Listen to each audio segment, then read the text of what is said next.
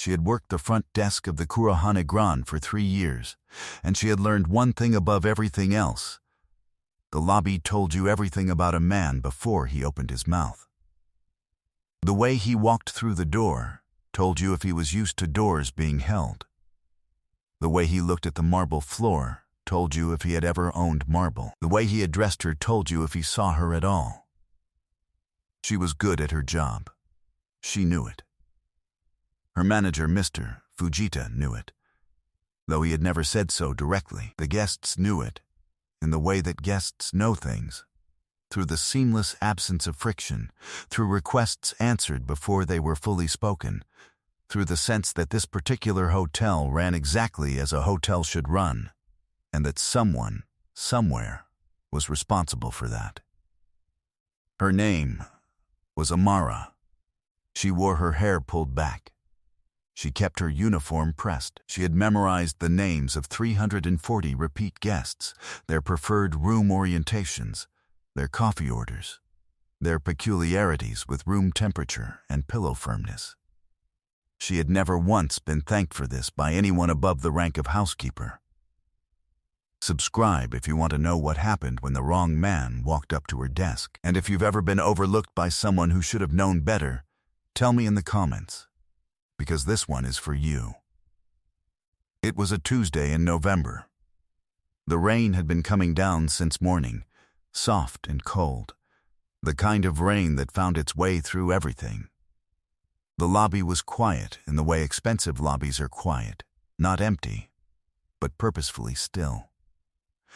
Sound absorbed by carpet and curtains and the particular hush that money purchases. The man who came through the door at 3:47 in the afternoon was wet. That was the first thing she noticed. Not his suit, which was dark and very good. Not his posture, which was straight in the way that some people's posture is straight because they were taught, and others because they decided.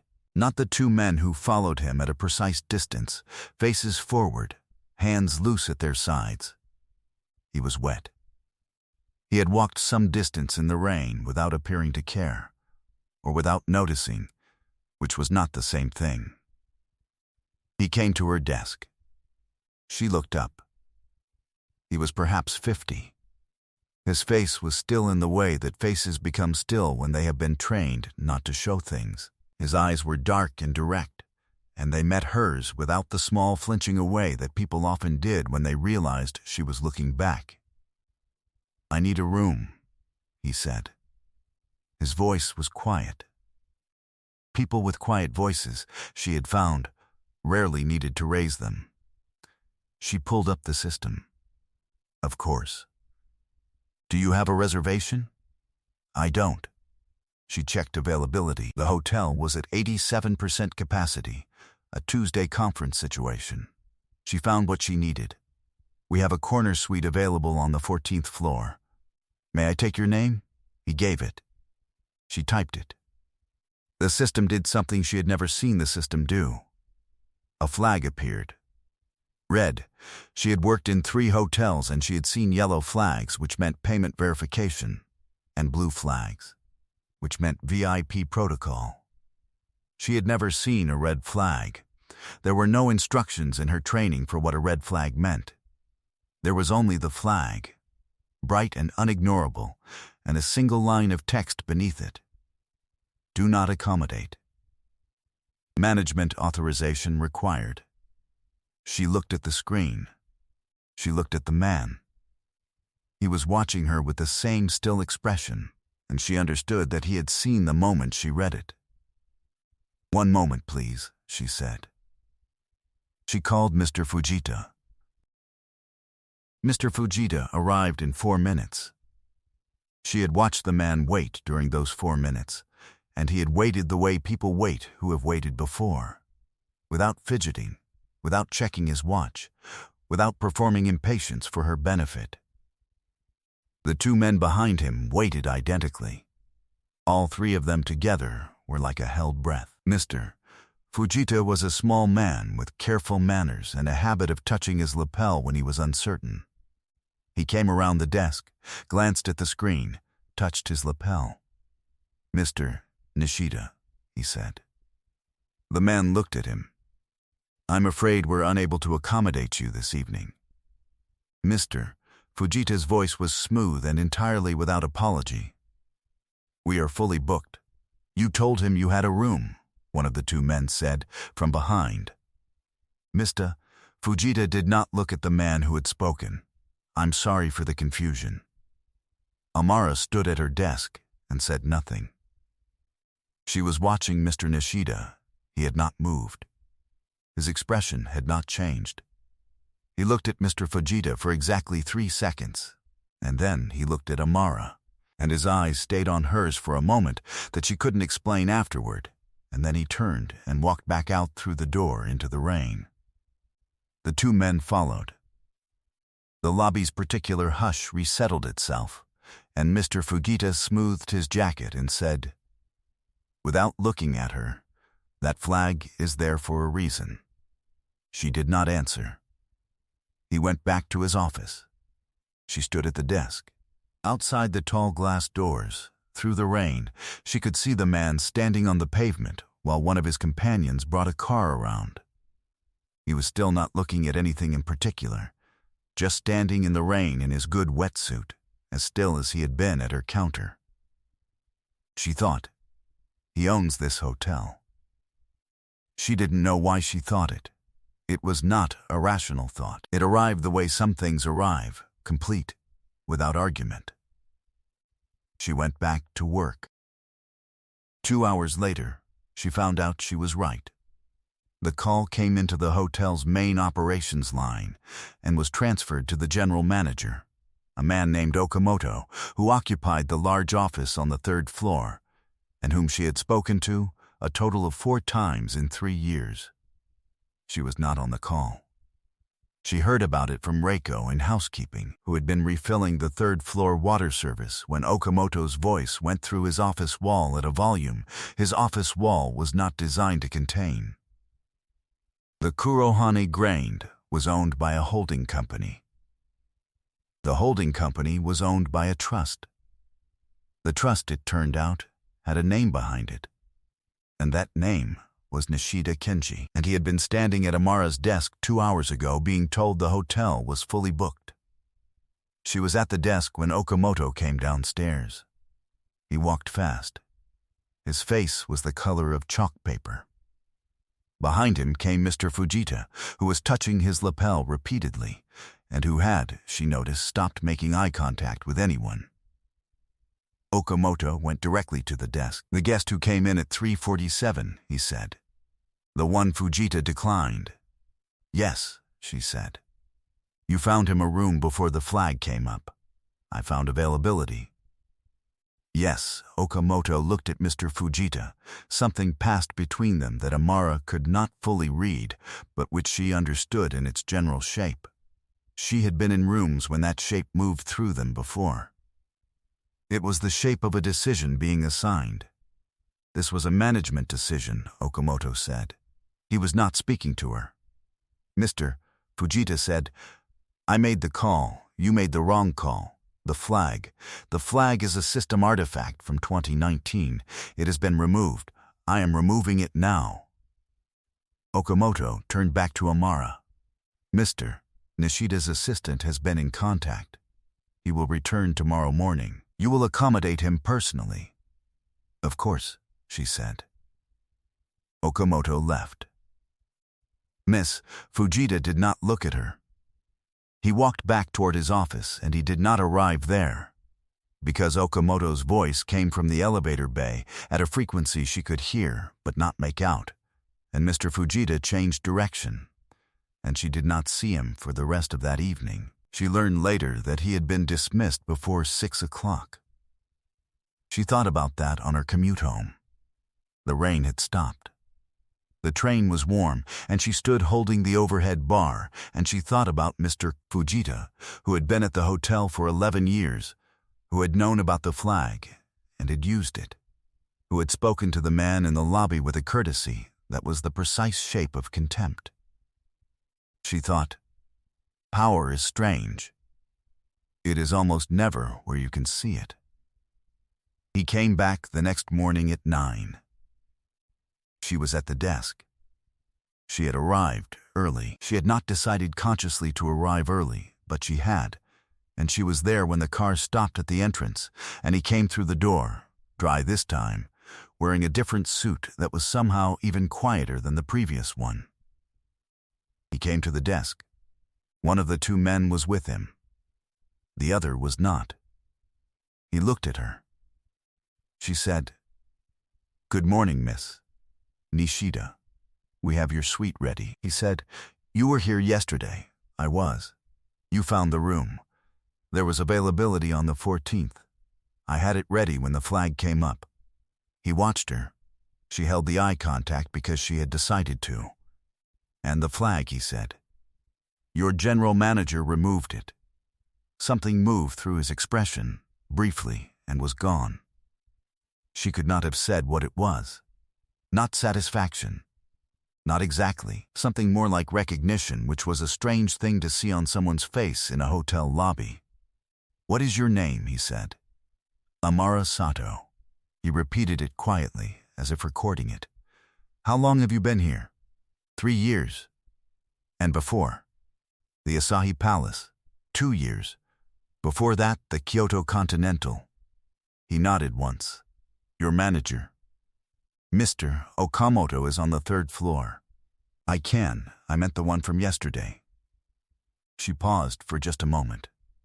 "No longer with the hotel." He looked at her for another second and then said, "Thank you, Sato-san," and that was the first time in 3 years that anyone at the Kurohane Grain had attached that suffix to her name. And she would think about it later, on the train, alone, in a way she could not entirely explain. She gave him his key card. He went up to the 14th floor. She went back to work. He stayed for 4 days. Most guests at the Kurohane Grand did not interact with the front desk after check-in, except through the telephone system, and then usually with whoever was on shift. Nishida came to the desk. Not every day. Not with requests, exactly. He came the way some guests come when they have something to say and are deciding whether to say it. Which was its own kind of conversation, which she had learned to participate in without appearing to. The second morning he asked about the neighborhood. Not as a tourist would ask, seeking recommendations.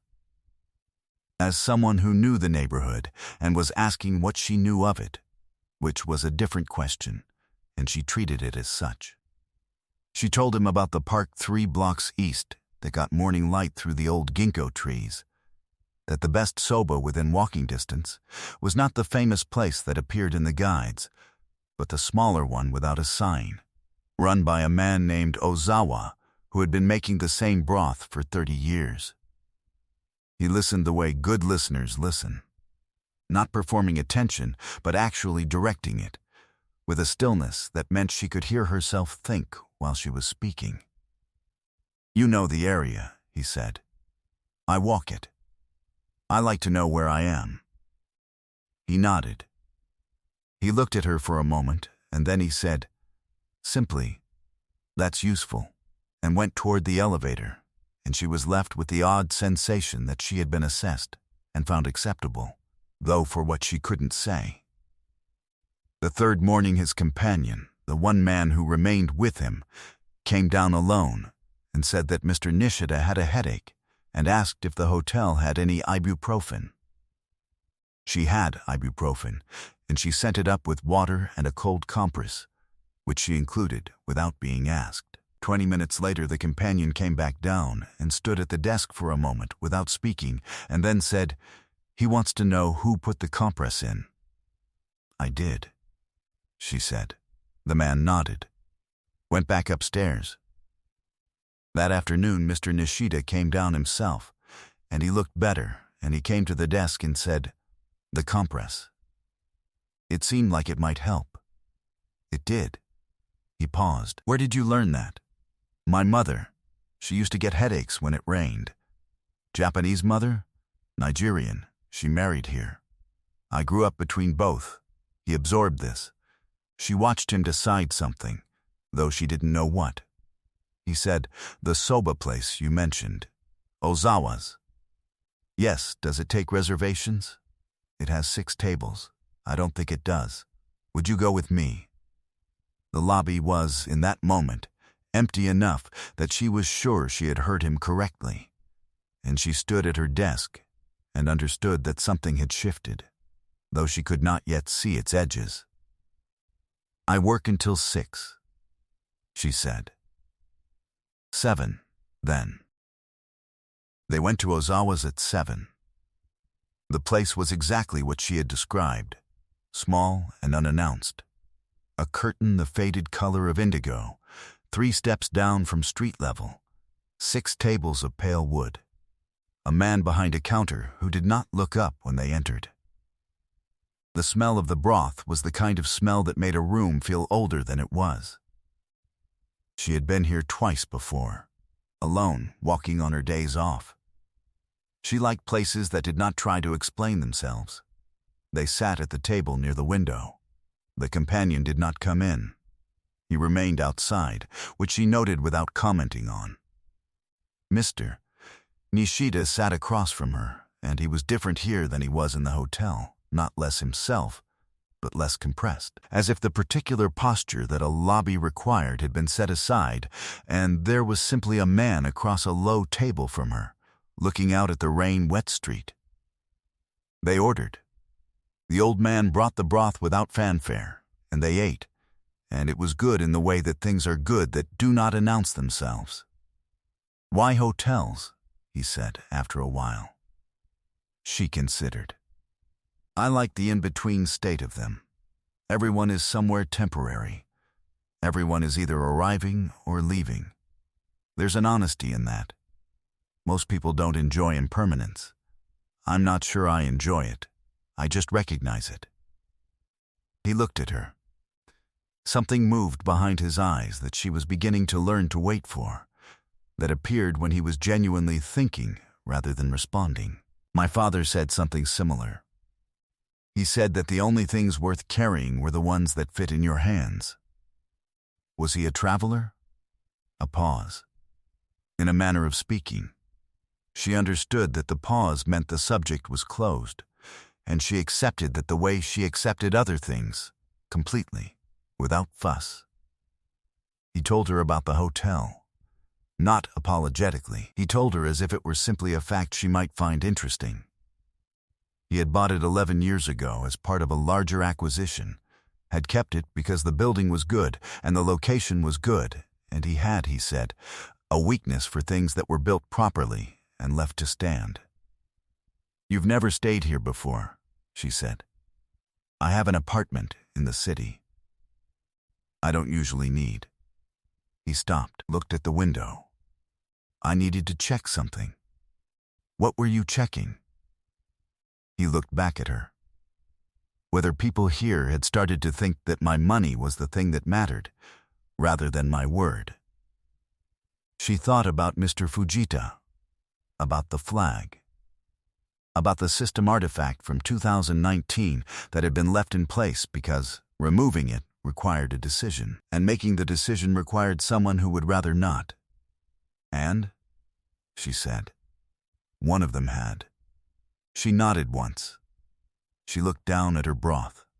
"The flag was there for a long time," she said. "I don't know how long.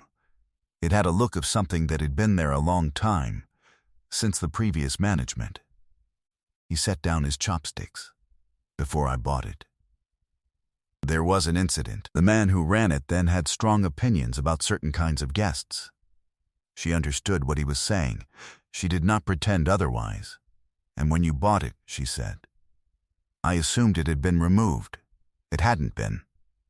"No," he was quiet for a moment. "You found the room before you saw it. I found the room. Then I saw it. What did you think?" She considered. She could have said something careful. She chose not to. "I thought it was cowardice in a system. Something that lets people do what they wanted to do anyway, and then point at the system." He looked at her for a long time. The old man refilled their water without being asked. The curtain moved in the doorway. "Yes," he said. "That is exactly what it was." She walked home that night through streets still damp from the rain, and she thought about the evening the way you think about something when you are trying to understand its actual shape, rather than the shape you expected it to have. She was not a woman who told herself stories about things. She had found, in her 31 years, that stories told about things usually protected you from the things themselves. She knew that a man like Nishida Kenji was not a simple man. She knew what the two men who walked behind him at a precise distance meant, and what the stillness meant, and what it meant that no one in the hotel had told him no before, except Mr. Fujita, and what had happened to Mr. Fujita. She knew all of this. She held it clearly. And she also held the way he had listened to her, the way he had said that's useful, and meant it not as a compliment but as a recognition. The way he had said her name, Sato-san, when no one else had, as if the small suffix mattered. She thought, "I am not going to lie to myself about this." And then she thought, "I am also not going to lie to myself about this." Both things were true, and she let them both be true, and walked home in the damp. He checked out on the fourth morning. She was at the desk. She had not planned to be there. She was there. He came down at 8 with his companion and his bag, which was small for 4 days, and told you something about him, and he came to the desk, and she processed the checkout, and he stood there while the printer completed the receipt, which took longer than it should have because the printer was old and Mr. Okamoto had not replaced it. "The soba," he said. "I'll tell Ozawa-san you approved. Tell him the broth was right. That will mean more to him." He almost smiled. She saw it approach, and then not quite arrive, but the thing that was almost a smile was more than most expressions she had seen on people's faces, and she understood that for him it was considerable. He took the receipt. He was about to turn away. He stopped. "You've been at 3 hotels in 5 years, he said. Yes, why? She thought about it. The honest answer was that she was good at her job, and that being good at a job was sometimes exactly the thing that made a place too small, that you learned everything a place had to teach you, and then the place stopped needing you to learn and started needing you to simply repeat, and repetition was not the same thing. "I grow out of them," she said. He looked at her steadily. "The Kurohane Grand is the 3rd largest hotel in my portfolio." He said it simply. "There are 2 larger ones. Both need someone in operations who understands what the work actually is." She understood what he was offering. She stood very still. "I am not offering you a promotion," he said. "I am offering you a choice." "What is the choice?" "Whether you want to do work that is proportional to your ability, or whether you want to stay where you are." She looked at him. The printer had finished. The lobby was quiet. Outside, the morning light was beginning to find its way through the clouds from yesterday's rain, and the marble floor caught it and threw it back. "I would need to think about it," she said. "Yes, and I would need to know more about what you're actually asking." "Yes, and I would need." She stopped. She had been going to say to understand what I'm agreeing to, but that was not quite right either. Because she understood already the general shape of it, and the shape was complicated, and she was not going to pretend that it wasn't. He waited. He was very good at waiting. "A week," she said. "That's reasonable." He gave her a card. It had a number on it, and the number was handwritten, which told her that the card itself was not for general distribution, that he had written it this morning for this purpose. She looked at it for a moment, and then she put it in her jacket pocket, and he picked up his bag and nodded once and went toward the door, and the companion followed, and the car was there, and the door closed. She stood at the desk. Okamoto came out of the elevator an hour later and stopped when he saw her expression, or whatever expression she was wearing, because she was not aware of wearing one. "He spoke to you," Okamoto said. "He checked out." Amara, Okamoto looked uncomfortable in the specific way that middle management men look uncomfortable when they realize that someone they outrank is playing a different game than they are. "He asked about you. Yesterday, he asked me about your file." She waited. "I told him you were exceptional," Okamoto said. "I want you to know I said that." She thought, "You are saying this because you are afraid, not because you want me to know." She said, "Thank you, Okamoto-san," and went back to work. She spent the week thinking. She walked in the evenings. She went twice to the park she had told him about, the one with the ginkgo trees, and she sat on a bench with her coffee, and she thought carefully about what a choice actually was. She had been careful her whole life.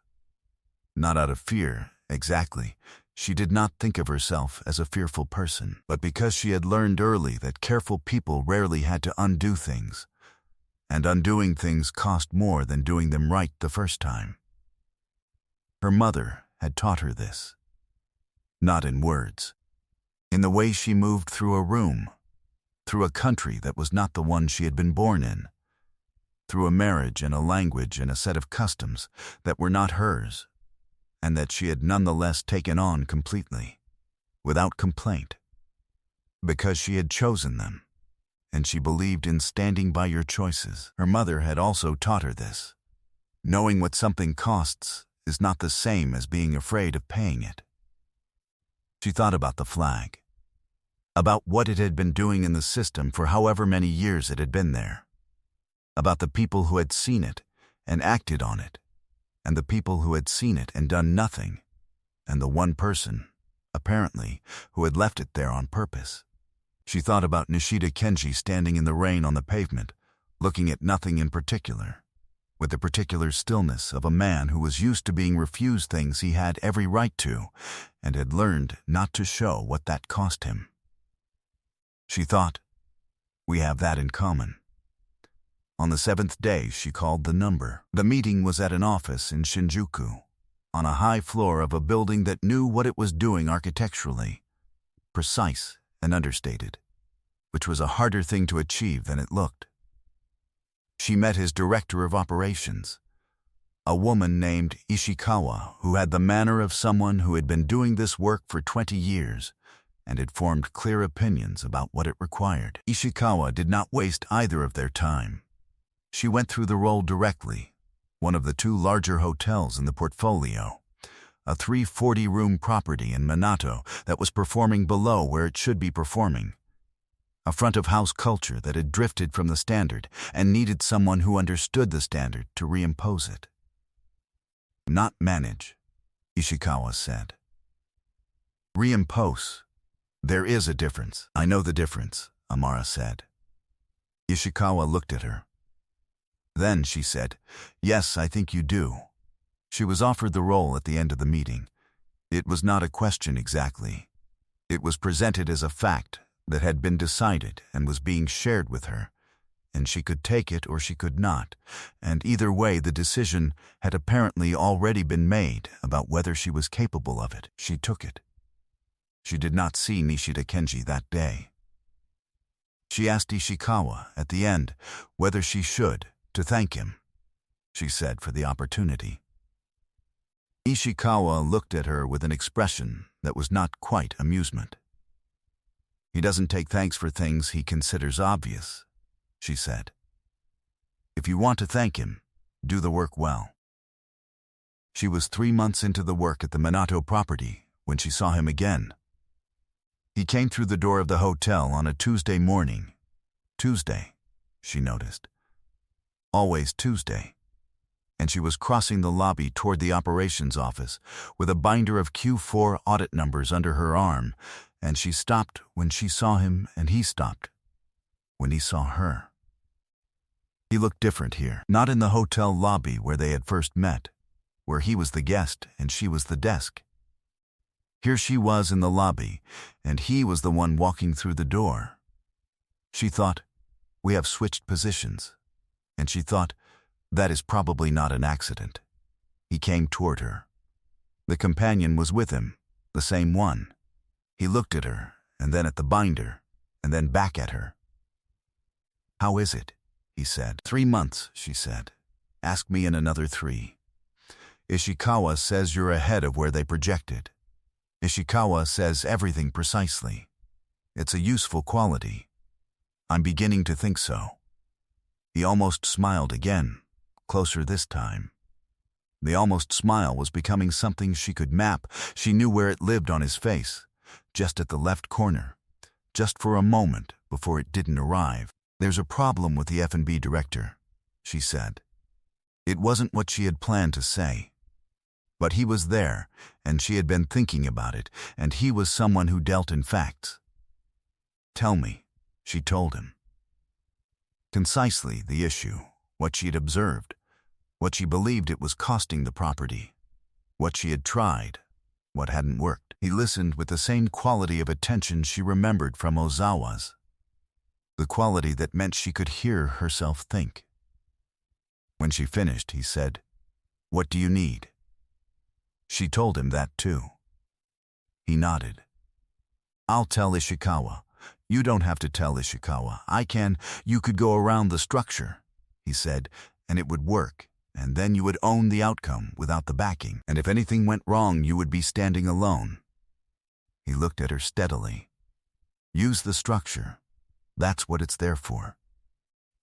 She thought about that. She thought about 3 years at the Kurahane Grand, 3 years of being good at a job that had no structure willing to back her up, that had a system flag sitting in it like a trap. "All right," she said. "Ishikawa by end of week." "Yes," he started toward the elevator. Stopped, without turning. "Sato-san."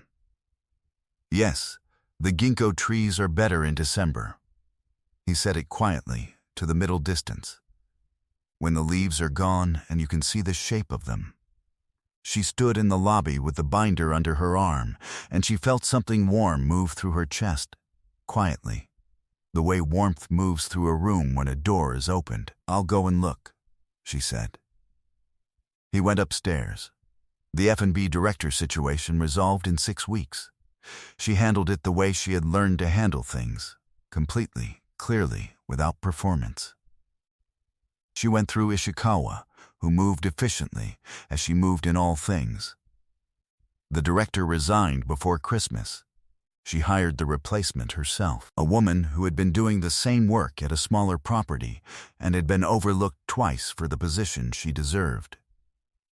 She understood that particular history. The property's numbers moved in January. Not dramatically. She did not trust dramatic things that happened quickly, but consistently, in the direction they needed to move. Occupancy up.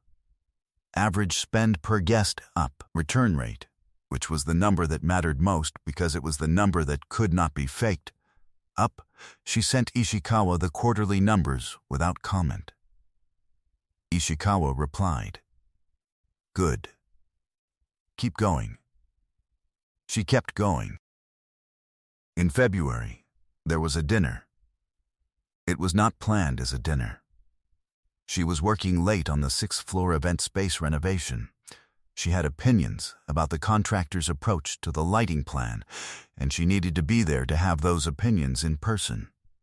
And she came down at 8 in the evening to find Nishida Kenji in the lobby, which was not unusual because he came through the property perhaps once a month, but also there was no companion tonight, which was unusual. He was looking at the renovation notices she had put up in the lobby. Not the notices themselves, at the wording she had chosen. She had written them herself because the ones the contractor drafted were bad, and she did not believe in apologizing to guests for necessary work. She believed in explaining the work in terms that made it clear you took it seriously. He read them. He turned when he heard her. "The contractor apologized," he said. "You justified." An apology for an inconvenience implies the inconvenience was a mistake. This wasn't a mistake. It's an improvement. Most guests don't distinguish. Some do. And the ones who don't won't be put off by a justification. He looked at her. Have you eaten? She hadn't. She had been on the 6th floor since 5. They went to a place nearby, not Ozawa's, a different place. A small restaurant with tables in the back that he apparently knew, where they were seated without a reservation, and where the menu was not presented because they did not need it.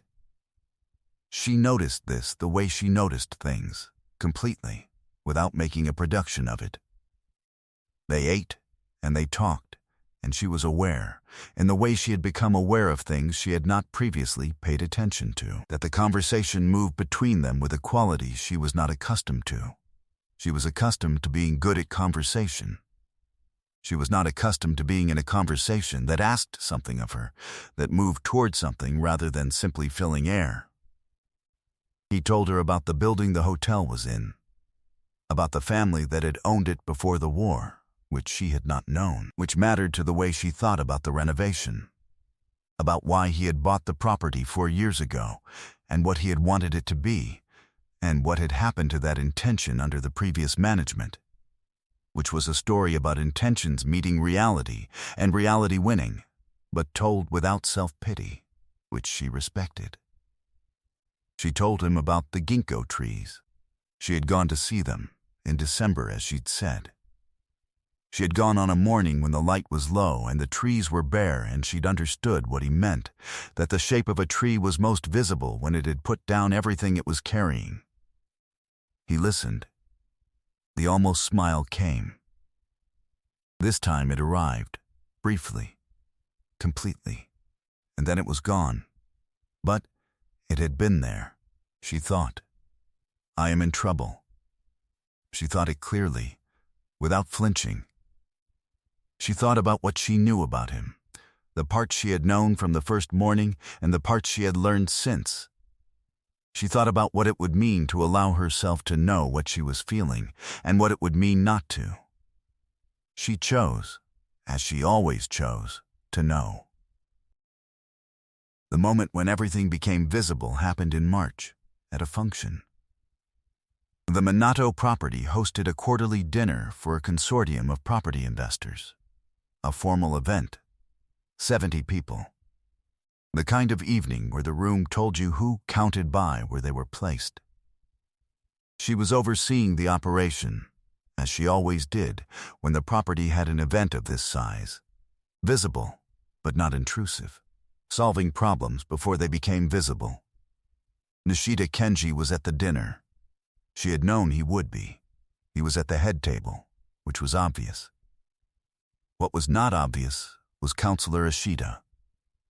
She had met Ishida twice, once in passing at a property board meeting, once in the lobby of the Kurohane Grand in her first year, when he had been a guest and had left a complaint about the front desk staff, a complaint that had resulted in Amara being spoken to by Mr. Fujita, gently but directly, about whether she was managing her interactions with high-status guests appropriately. The complaint had not named her. She had understood anyway. Ashida was at the function. He was at the second table, which was not the head table but was close, and he was the sort of man who noticed where he was placed and whether it was the right place. She saw him notice her at the same moment she noticed him. He did not acknowledge her. She had expected him not to. She went back to the work, which was what she always did. She went back to the work. The evening went well. The food service ran without incident. The bar did not run short. The speeches were too long, as speeches at these events always were, and she managed the timing by having the coffee service begin precisely when the third speaker showed no signs of concluding, which created a natural endpoint. Ashida spoke. He was a good speaker. She would have said so if anyone had asked. He spoke about investment in the city's hospitality sector, about the importance of maintaining standards, about the particular challenge of managing properties in a changing market, And then he said something that made the room go slightly quiet. The quality of quiet that a room gets when people are not sure how to respond to something. He said, "We must be careful, of course, about the standards we import. Not every international model translates to this market. Our guests expect a particular experience. That experience requires particular continuity." She was at the back of the room. She understood what he was saying, the way she always understood this kind of thing, precisely, without making herself say it was something else. She looked at Nishida Kenji. He was at the head table. He was very still. He was looking at Ishida the way he looked at things, directly, without performance. He said, into the room's quiet, "Could you say more about continuity?" His voice was quiet. The room heard it. Ishida looked at him. Something passed between them, briefly. And then Ishida turned the sentence into something else, something about digital booking systems and guest loyalty programs. And the room moved on, and the moment dissolved. But Amara had seen it. She had seen Nishida Kenji look at Ishida with the specific stillness that meant he had understood exactly what was being said, and had not let it pass unremarked. He had not made a scene. He had asked a question, one question, quietly, into a room full of people who had also heard, and the question had been enough. She thought, that is how you do it. After the function, when the room had cleared and the staff were breaking down the tables, he found her. Sato-san. She turned. He was in his jacket, without the companion. The companion had been somewhere in the room during the evening, but was not here now. It was late. The room smelled of wine and candle wax, and the particular aftermath of too many people in a formal space. The evening ran well, he said. The coffee timing was a necessity rather than a choice. I noticed. She looked at him. I also noticed what you said to Ishida. He held her gaze. Did it bother you? That you said something? No, that he said something. She considered. The honest answer was complicated. The way honest answers were when they touched something you carried quietly and did not usually put language to. It used to bother me more, she said. I spent a long time trying to make myself invisible enough that people like him wouldn't find a reason. It doesn't work. They always find a reason. What do you do now? I stopped trying to be invisible. He looked at her for a moment. Something moved in his expression that she could not quite name, something that had the quality of a door that had been kept closed for a long time and was now open, slightly, just enough for light to come through.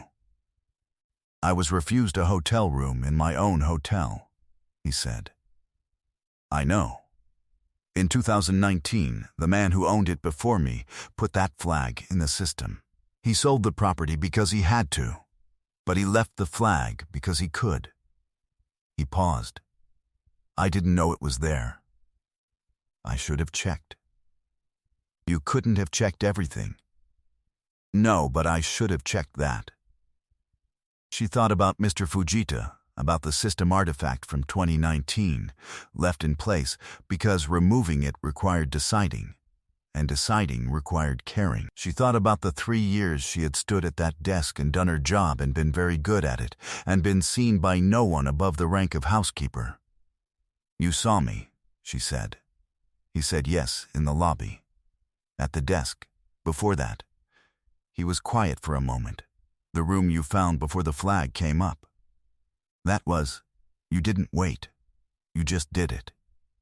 It was my job. Yes, it was your job. He looked at her with the directness that she had learned to hold, that she no longer had to work at holding. Most people do their job. You do it as if it matters, which is different. She thought about her mother, about arriving in a country that was not yours and taking it on completely, every custom and language and form of politeness, because you had decided it was worth doing and you believed in standing by your decisions. It does matter, she said. I know, he said. They stood in the broken-down room for a moment, and the thing that was between them was visible now, in the way that things become visible when you stop arranging the light to hide them. I would like, he said, to continue this conversation. She understood that he was saying something larger than the words. All right, she said. The spring came. The ginkgo trees came back to life, which was the thing about ginkgo trees. They went down to their shape, and then they came back. She stayed at the Minato property. She made it what it should have been. The return numbers kept moving in the right direction, and Ishikawa sent her messages that were 3 words long, which was, she had learned, Ishikawa's version of effusive. She and Nishida Kenji had dinner when he was in the city, sometimes at the place near the hotel. Once at Ozawa's again, where the old man looked at the two of them without expression and refilled the water without being asked.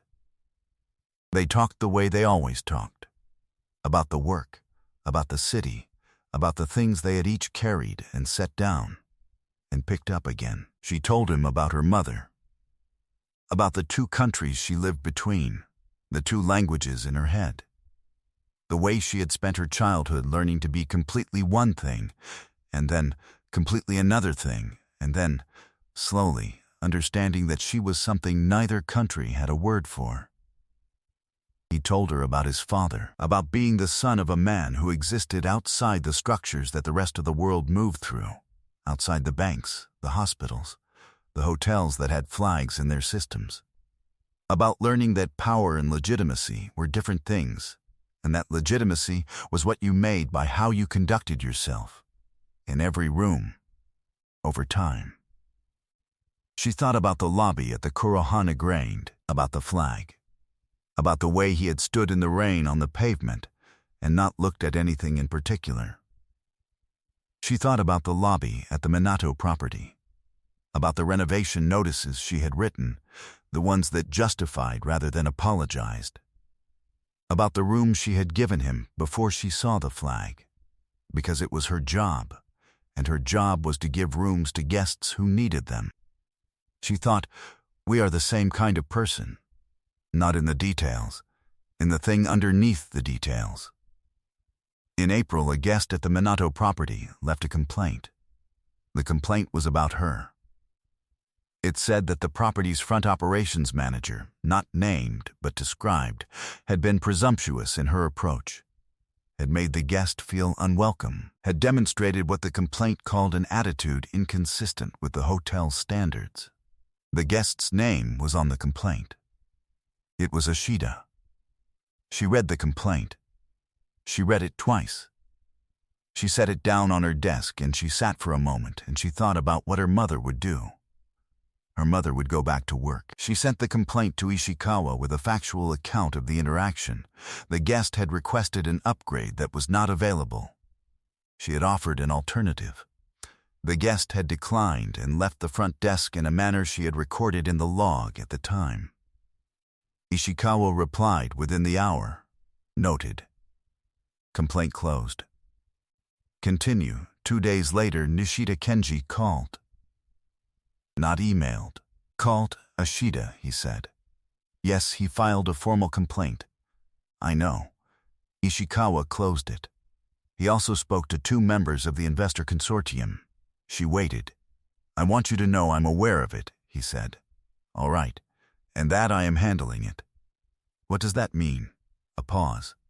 Ashida sits on a heritage zoning board. A property I'm acquiring in Minato needs a variance. He said it flatly, without drama.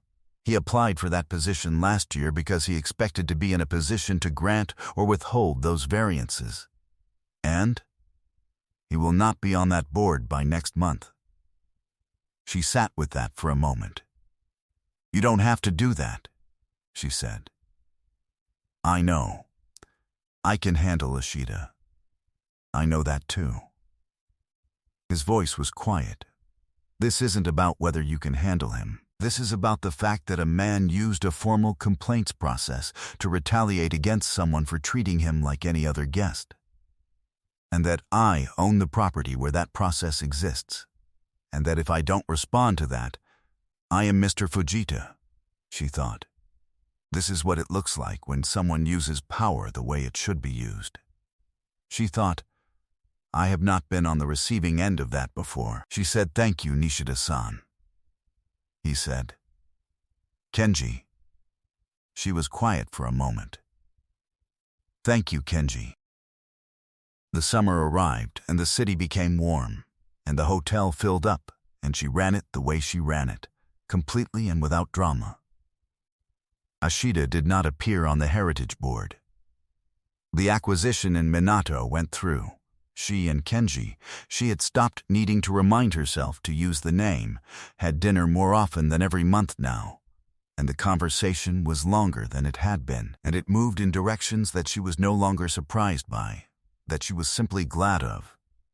He came to the hotel on a Tuesday in June, and he came to her in the lobby, and he said, "I'm going to Kyoto next week. There's a property I'm considering. I would like your opinion on it." She looked at him. "As a professional opinion," he said. "And the other kind?" The almost smile, full this time. It arrived completely, and it stayed. "That too," he said. They went to Kyoto in July. The property was in Higashiyama, on a street of old Machiya townhouses. She walked through it and understood immediately what he had seen in it. The bones were extraordinary. The proportions were right. The location was the kind of location that people would come back to. The way people came back to things that remembered what they were supposed to be. She made her assessment over 2 days. She was thorough. She took notes. She gave him her analysis on the evening of the second day at a restaurant near the old canal, and he listened the way he listened, and then asked 3 questions that were very good questions. And she answered them, and then they both sat with the conclusion for a moment. "It's the right property," she said. "Yes," he said. "The renovation will be significant." "I know. You'll want someone who understands what the building is." He looked at her. "I'll want someone who understands what the building is." She looked back at him. The canal was outside, and the lights were on the water, and the evening was warm and very still. "Kenji," she said. "Amara, I have thought very carefully about this. I know. About all of it. The complications. The things people will say. I know. And I have thought about it," she said, "the way my mother thought about coming to this country, which is that some choices are complicated, and the right ones are still the right ones." He was quiet. "She taught me that you do not apologize for your choices," she said. "You stand by them." He reached across the table. His hand covered hers. She looked at their hands on the table, his and hers, and thought that this was the most honest image she had seen in a long time. 2 people who had each been refused things they had every right to, choosing each other in full knowledge of what that cost. "Yes," he said. "You stand by them." The story of what happened next moved through the consortium the way things move through small worlds, faster than either of them would have chosen, more publicly than either of them designed. It was Okamoto, of all people, who first said it out loud. At a property owner's dinner in September, to a table of people who had asked why the Minato property's numbers were doing what they were doing, he said, "The woman Nishida put in charge. Sato Amara. She is remarkable." He said it the way people say things when they want credit for having noticed. But he said it, and the people at the table heard it. And at that table was Ishikawa, who said nothing at all, but whose expression said, "She was remarkable before any of you had the sense to notice." Ashida was not at the dinner. Ashida had stopped attending the consortium dinners. There was a consortium gathering in November, the first anniversary of the evening she had managed in this same hotel, and he was at the head table and she was at the back of the room, and she was not at the back because she was invisible. She was at the back because that was where she could see everything. At the end of the dinner, he stood and said something brief and formal about the year's performance and the properties in the portfolio. He named the Minato property. He said, "The work there is the standard I am asking the rest of the portfolio to meet." He said the name of the person responsible. 70 people turned, briefly, and looked at her. She looked back. She did not need them to look. She had not needed it for a long time. But she was standing in a room where she had once managed an event for a man who had compared her to the wrong kind of import, in a hotel owned by the man who was now saying her name at a dinner table, in a building where she had spent the last year making it exactly what it should have been. And she thought, this is what it looks like when a thing is set right. Not loud, not dramatic, simply done in front of the people who had seen it undone. She met his eyes across the room. He looked at her steadily, and the almost smile was there. Not almost this time, fully there, and she looked back at him and let it be what it was. Some stories are about what people survive. This was not that story. This was a story about what a person is when no one is watching, and whether that person, the one who finds a room before the flag comes up, who sends the compress with the ibuprofen, who writes justification instead of apology, whether that person is eventually seen. The woman who stands at the desk and does her job is not waiting to be seen. She is too busy doing the work. But being seen, when it finally comes, is not a gift from someone else. It is a recognition of what was already there, visible the whole time, to anyone who thought to look. What is refused cannot always be refused forever. What is real cannot stay invisible. And the person who knows the worth of work, who does not apologize for it, who stands by it, is the person who, in the end, the room turns to look at. Thank you for staying with this story. If someone overlooked you today, if you were the person doing the work while someone else took the credit, if you were the guest who got the flag, I hope you come back tomorrow, and I hope you keep finding the room.